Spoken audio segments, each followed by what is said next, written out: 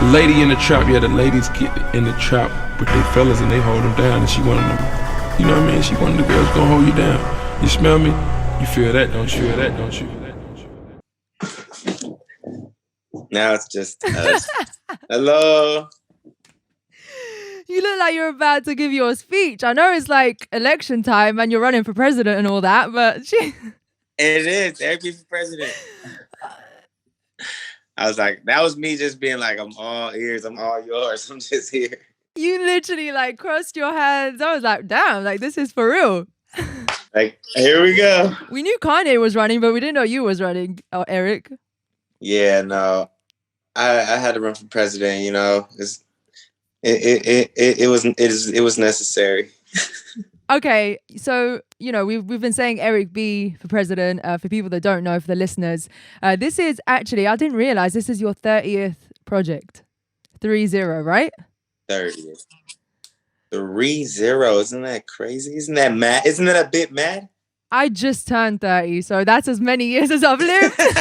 I got an album for every year. Yo, that's wild. Because people bring out albums like maybe once every 2 years. Like literally, that's what people tend to do. Nah, I mean, lately I've been dropping like this year, 2020. Everyone says, you know, pandemic, you know, the quarantine, you know, like all this, all that. But I still put out 6 albums. I really feel like you're the type of person that was actually almost taking advantage of the situation. Like I feel like you're probably a quarantine type of guy anyway. Exactly. I got to be alone, you know, and that is power, you know, when you're able to become stronger by being alone. You know, I wasn't afraid to face myself in the mirror in the areas that I wanted to better myself. And I really took advantage of the time. I was dancing. I was doing dance rehearsals, you know, and with all the time I was making more music. I was able to make music videos to every single song. I just took advantage of it, like you said. Yeah. So, yeah, I've heard it's actually a visual album, right? So how's the rollout going for that then?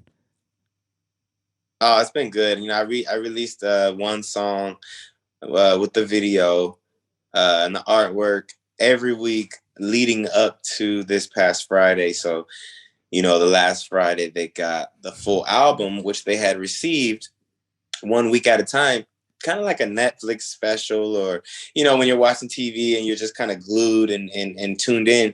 And I did it this way just because I wanted to, for one, encourage people to vote. And on all of the single covers, it has big vote in bold letters on the album covers. And, you know, but they got to see the story unfold one at a time. And I didn't want people to miss any of the songs.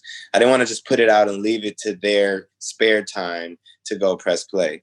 You know, I wanted to feed it to them, spoon feed it to people, one song at a time, one video at a time, one photo at a time, so that when an album does come out, now you're already prepped and you're already ready to listen. Yeah, I've been seeing your journey like in the past couple of years, how many different innovative ideas you've actually put together to connect with your fans, which I want to get to in a minute. But you know what? Being on the subject then, what do you think would make you a great president, Eric? Oh man, my ability to listen and lead. But I say listen first because you can't just lead without knowing, you know, the thoughts and the concerns of the people and the people that you'll be leading, you know. So I think one of my strengths is just to be a good listener, you know. Once I gather all the information and everything necessary, I can make the best decision. But I think people are too busy talking to listen. Definitely. You'll be a good therapist then if you're a good listener. Yeah, exactly. And then my experience will give good advice too, for sure. Exactly. Well, I would have said that what makes you a good president is that you just have time for everything. Like you're over I there. have time. Yeah, you're over there breeding the Jackson 5 with your wife, like being daddy. You're like writing songs and chart topping hits, and you're being your own artist. What else can we get from you? It's a lot, you know. It really is a lot, and I really pride myself. Like I don't not pat myself on the back. I just do it very humbly, but I know that the things that I'm doing, it's really a lot for anyone to take on all of the responsibilities and still execute at such a high level. But I look at it like who much is given, much is tested. And God put me in a place that, I can, and my talent level is I can, and my football training of, two-a-days or bear crawls or fencing backs, it translates to the music when it comes to hard work. And when you're working and you're competing, it's a different level as opposed to just doing it. When I'm actually trying to be the best and I'm actually going for that crown and I'm actually going for the example for the culture and the generation in a way that's like, I can't mess up. I have to do everything perfectly. I absolutely have to.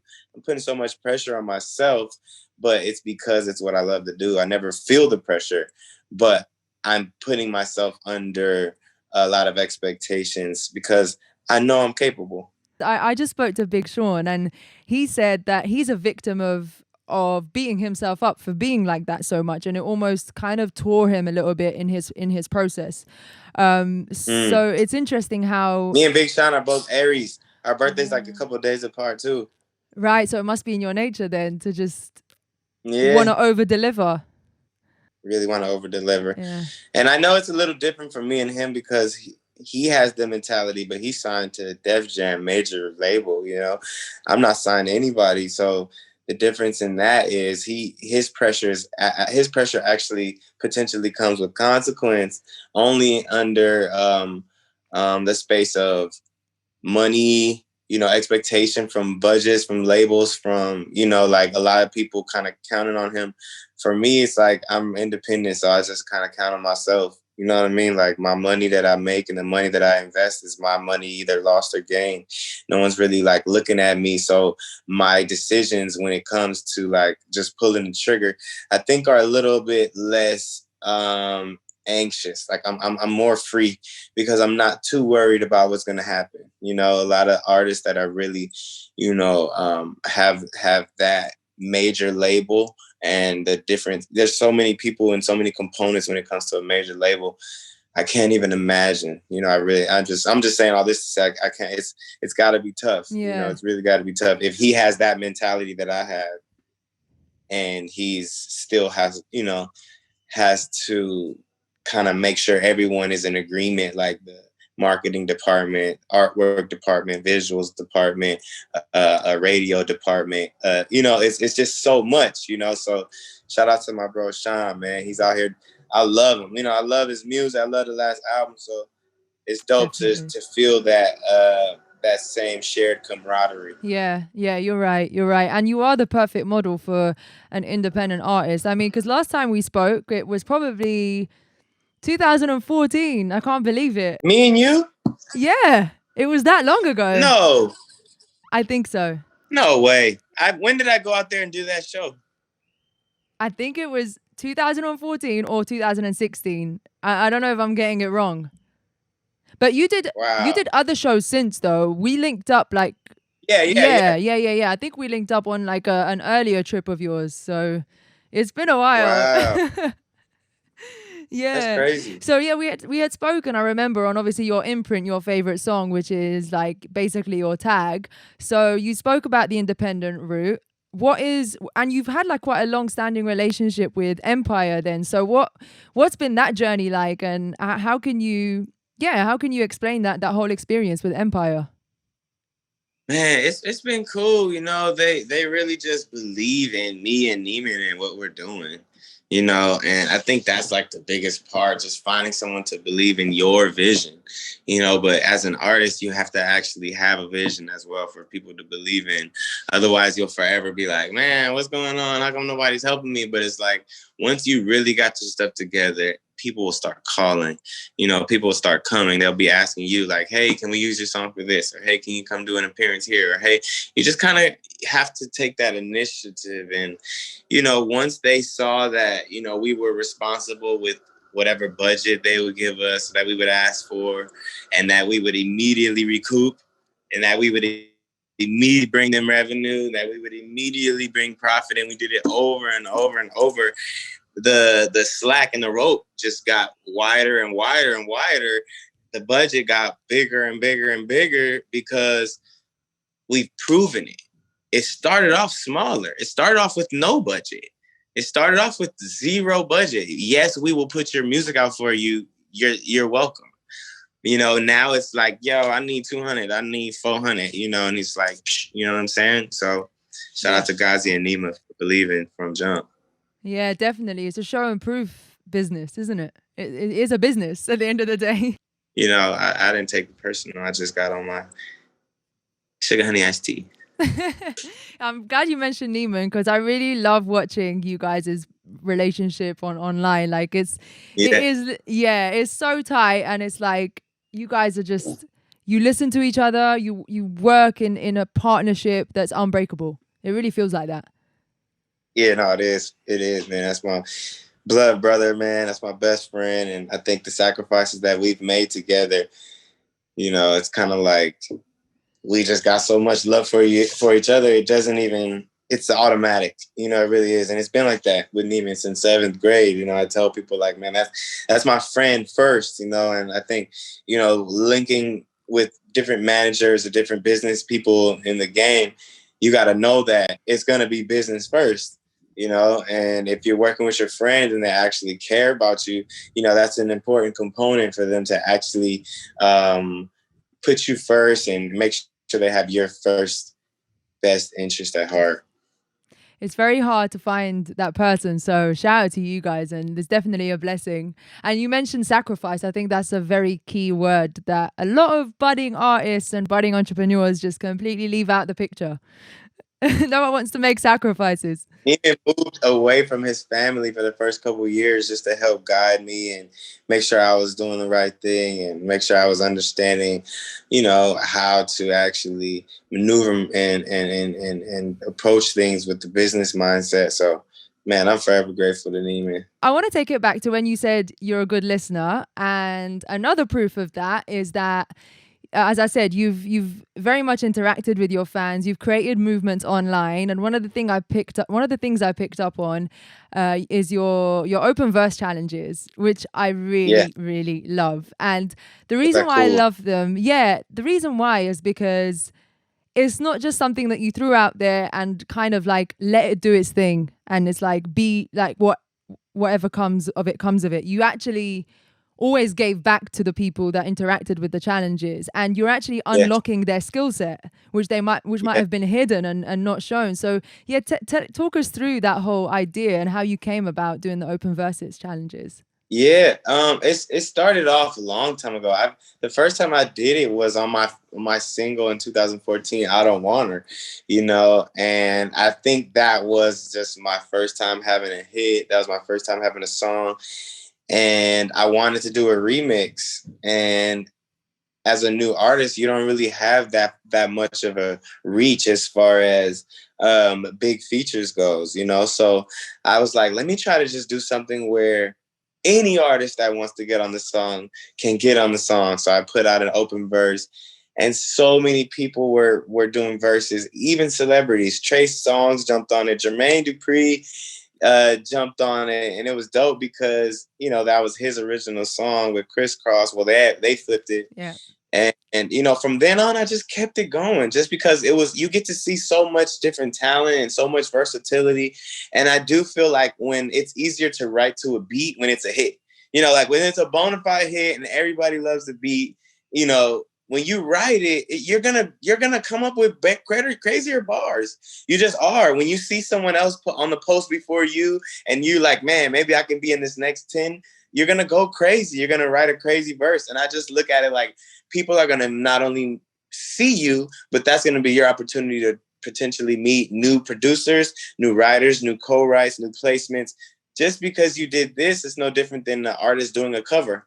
When an artist does a cover of another person's song, that might be a Janae Aiko song, but now we're privy to your talent and your gift, and we love Janae, and it was an easier listen on our ears. So it's the same thing with introducing new writers and new artists, and, you know, whether they rap or sing, or even if they write and don't have the best voice, people tend to not go too hard on them. You know, a lot of people, I usually mix it in. Sometimes I put a funny one in there, and, you know, it's been entertaining as well as on the funny side too sometimes. You low-key dropped a gem there about listening to sorry, I had to touch on that. Like when you're writing to something that already exists, it's Yeah.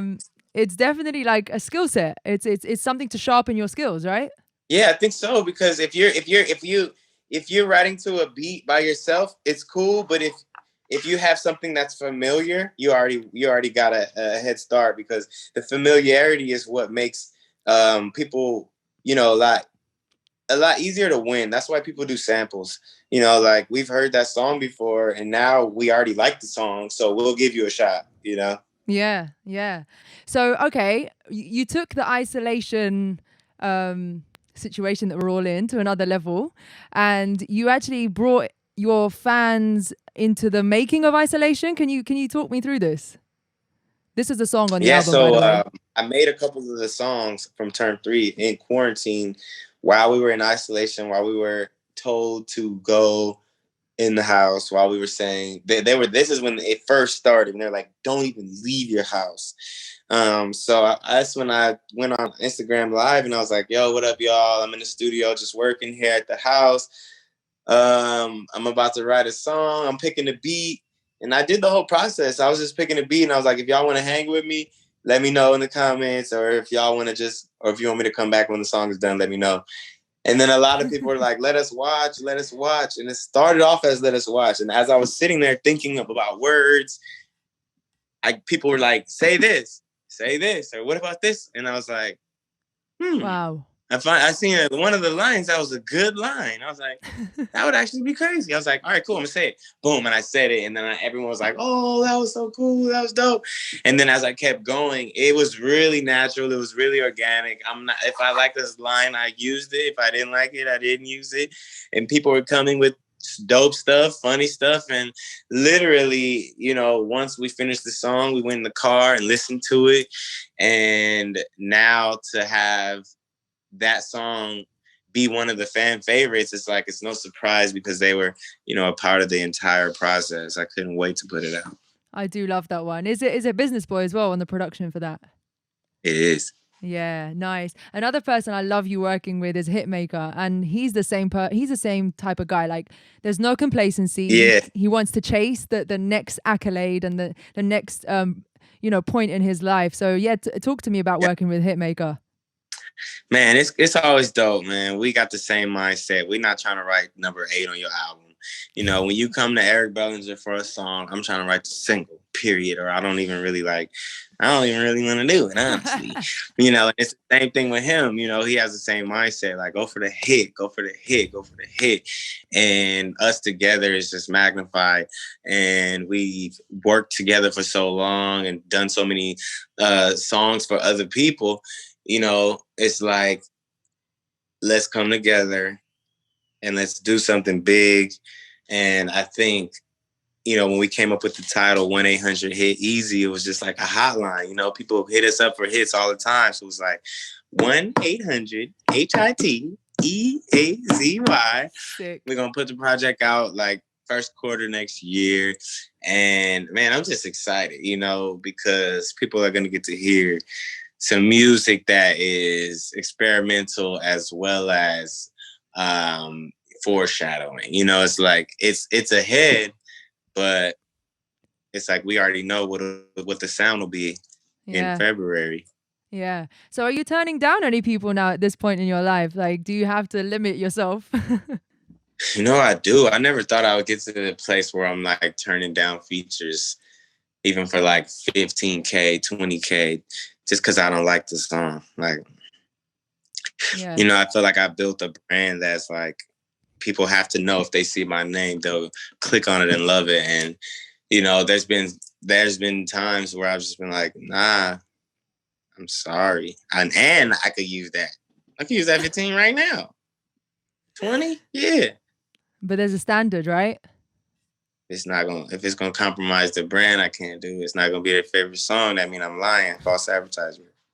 I love that. That's true. That's true. I just learned about Eric Bellringers. I was just leaving you running in the background. I was in the shower and I was like, Wait, hang on. This is a live album for a start, which I'd never heard like from you, which I love when artists do that. And the Bellringers, since when was that established?